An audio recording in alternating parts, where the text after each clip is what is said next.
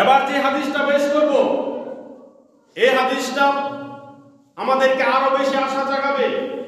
রাসূল সাল্লাল্লাহু আলাইহি ওয়াসাল্লাম বলেন, এই হাদিসটা আবু হুরায়রা রাদিয়াল্লাহু আনহু বর্ণনা করেছেন, সহিহ বুখারীর 7506 নম্বর হাদিস। আল্লাহ নবী সাল্লাল্লাহু আলাইহি ওয়াসাল্লাম বলেন, এক লোক সারা জীবন অপরাধ করেছে, লাম ইয়ামাল খায়রান কাত, কোনো ভালো আমল করে নাই। সারা জীবন অপরাধ করেছে, কোনো ভালো আমল করে নাই, কিন্তু একটা আমল করেছিল। সে কি আমলটা সেটা বলছি। তো এই লোকের মৃত্যু যখন আসন্ন, সে যখন বৃদ্ধ হয়ে গেল, সে হয়তো বুঝতে পারলো যে আমার সময় প্রায় শেষ। তখন তার সন্তানদেরকে ডাক দিয়ে বলল, হে আমার সন্তানেরা, আমি যখন মারা যাব, আমি অনেক পাপ করেছি, আমি অনেক অপরাধ করেছি, আমি যখন মারা যাব আমাকে তোমরা আগুনে পোড়াবে।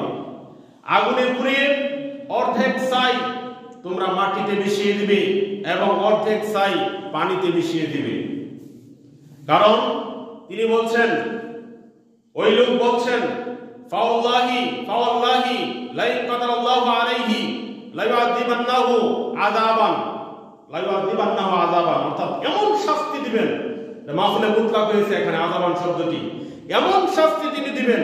আর আগে বলা হয়েছে লাইউআযিবান্নাহু, লাম তাকিদ বানুন তাকিদ সাকিলা, দাফিল মুস্তাকবিল মারুফ, এমন আযাব দিবেন, লা ইউআযিবুহু আহাদান মিনাল আলামিন, আল্লাহর এই জগতে এমন বড় কোনো পাপী নাই যে আমি এত বড় পাপী, আল্লাহ তাআলা আমাকে এমন শাস্তি দিবেন।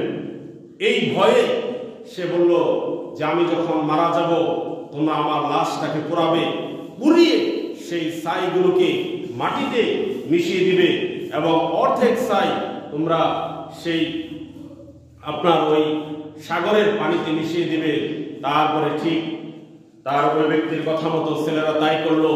তার মৃত্যুর পর তাকে পুড়িয়ে অর্ধেক ছাই মাটিতে ফেলে দিল, অর্ধেক ছাই তারপরে সাগরে ফেলে দিল।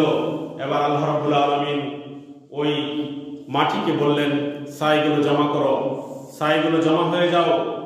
সাগরের পানিকে বললেন, ছাইগুলো জমা হয়ে যাও। জমা হয়ে যাওয়ার পর যখন সেটা মানুষ আকৃতিতে হলো, তখন ওই লোককে আল্লাহ রাব্বুল আলামিন জিজ্ঞাসা করলেন, লিমা ফাআলতা হাযা, তুমি এই কাজ কেন করলা? তখন ওই লোক বলল, খাশিয়াতিকা মিন খাশিয়াতিকা, আপনার ভয় করেছি। ওয়াক্তা আলামার, আপনি তো এটা বেশি জানেন, সবচেয়ে বেশি জানেন আপনি এটা, যে এটা আমি আপনার ভয়ই করেছি, আযাব থেকে বাঁচার জন্য। আপনার আযাবকে আমি ভয় করি, আপনার আযাব থেকে বাঁচার জন্যই আমি এই কাজটা করেছি। আল্লাহ নবী সাল্লাল্লাহু আলাইহি ওয়াসাল্লাম বলেন, ফাগাফারাল্লাহু, আল্লাহ রাব্বুল আলামিন ওই ব্যক্তিকে ক্ষমা করে দিলেন। সুবহানাল্লাহ বলবেন না? সম্মানিত হাজির, তাহলে আল্লাহর ভয়, আল্লাহর ক্ষমা পাওয়ার অন্যতম গুরুত্বপূর্ণ একটা আমল আল্লাহর ভয়। এই লোক জীবনে কোনো আমল করে নাই, কিন্তু আল্লাহকে যে ভয় করেছিল, এটা অত্যন্ত বড় একটা আমল, আল্লাহকে ভয় করা। আমরা আল্লাহকে ভয় করি না। যে ব্যক্তি ইবাদত করে না, ওই ব্যক্তি আল্লাহকে ভয় করার কারণে আল্লাহ তাআলা তাকে ক্ষমা করে দিয়েছেন। কিন্তু আমরা অনেকে ইবাদত বন্দেগী করি ঠিক, কিন্তু আল্লাহকে অতটা বেশি ভয় করি না। হাদিসটিকে বুঝতে হবে, হাদিসকে অনুধাবন করতে হবে। যে ব্যক্তি কোনো আমল করে নাই, পাপ কাজ করেছে, কিন্তু তার মধ্যে আল্লাহর ভয় ছিল। আমরা অনেকে ইবাদত বন্দেগী করি, কিন্তু আল্লাহর ভয় আমাদের মধ্যে তেমনটা নেই। সম্মানিত হাজিরিন, এই জন্য এই বিষয়টা খেয়াল রাখতে হবে। এবার যে হাদিসটা আপনাদের সামনে পেশ করব, এই হাদিসটি রয়েছে সহিহ মুসলিমের 2817 নম্বর হাদিস। জাবের রাদিয়াল্লাহু আনহু থেকে বর্ণিত, আল্লাহ নবী সাল্লাল্লাহু আলাইহি ওয়াসাল্লাম বলেন, লা ইয়াদখুলু আহাদান মিনকুম আমালুহুল জান্নাহ, তোমাদের কেউ আমলের মাধ্যমে জান্নাতে যেতে পারবে না। এই কথা শুনি না হতাশ হওয়ার কোনো কারণ নেই।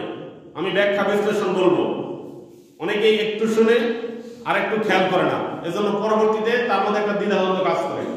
আল্লাহ নবী সাল্লাল্লাহু আলাইহি ওয়াসাল্লাম বলেন, তোমাদের কেউ নিজের আমলের মাধ্যমে জান্নাতে প্রবেশ করতে পারবে না। আবার শুনেন, আমরা যারা আমল করি, আমরা কেউই আমাদের নিজের আমলের গুণে জান্নাতে প্রবেশ করতে পারবো না। এটা রাসূল সাল্লাল্লাহু আলাইহি ওয়াসাল্লাম বলেন, সহিহ মুসলিমের হাদিস। এবার সাহাবীরা জিজ্ঞাসা করবেন কি, আল্লাহ নবী আগেই বললেন, আল্লাহ নবী আগেই বললেন এবং বলেছেন যে কেউ আমলের মাধ্যমে জান্নাতে প্রবেশ করতে পারবে না এবং ওয়ালা ইউজিরুহু মিনান নার, এবং জাহান্নাম থেকেও বাঁচতে পারবে না, জাহান্নাম থেকেও বাঁচতে পারবে না আমলের মাধ্যমে। রাসূল সাল্লাল্লাহু আলাইহি ওয়াসাল্লাম বললেন ওয়ালা আনা ইল্লা বিরহমাতিল্লাহ, এবং আমি নিজেও, রাসূল সাল্লাল্লাহু আলাইহি ওয়াসাল্লাম নিজের ব্যাপারে বলছেন যে আল্লাহ যদি আমার উপর দয়া না করেন তাহলে আমিও জান্নাতে যেতে পারবো না, জাহান্নামের আগুন থেকে বাঁচতে পারবো না। সম্মানিত হাজিরিন, তাহলে বুঝেন আল্লাহর দয়াটা কতটা গুরুত্বপূর্ণ, আর আল্লাহ তাআলা দয়া করবেন কিভাবে, আল্লাহর দয়া কিভাবে পাওয়া যাবে? ইবাদত বন্দেগী করলেই আল্লাহর দয়া পাওয়া যাবে।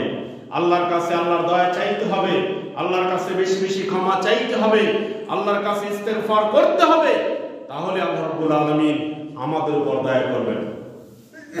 সম্মানিত হাজিরিন, তাহলে আমরা আল্লাহর দয়া থেকে এতটুকু বুঝতে পারলাম যে আল্লাহর দয়া অত্যন্ত গুরুত্বপূর্ণ। আল্লাহর দয়া ছাড়া আমাদের কোনো উপায় নাই, আল্লাহর দয়া আমাদের খুবই প্রয়োজন।